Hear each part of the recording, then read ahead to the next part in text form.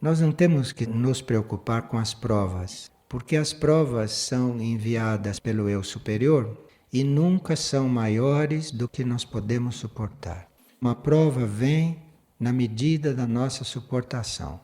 É que nós não conhecemos o nosso potencial para suportar as provas. Nós nos julgamos neste campo mais fracos do que realmente somos. Então parece que a gente é muito fraco, mas não é bem assim.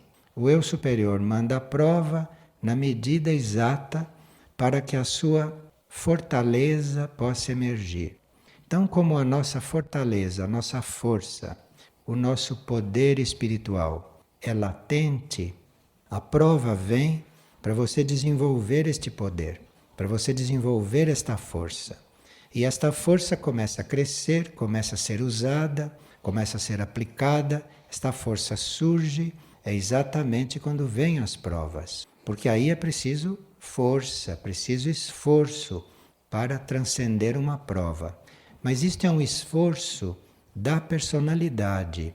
Mas dentro do indivíduo, há força e poder para que ela prove para muito mais.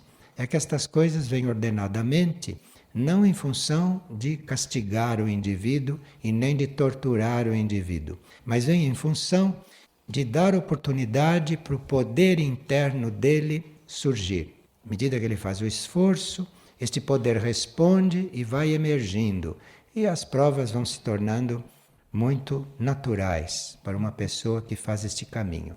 E quando vão surgindo as provas, o indivíduo fica bem mais seguro, porque ele disse, bom, se eu estou passando por esta prova, é porque eu devo ter alguma força, senão eu não passaria por esta prova. Então o indivíduo, cada vez que recebe uma prova, ele fica grato, porque isto quer dizer que chegou a hora da força dele emergir.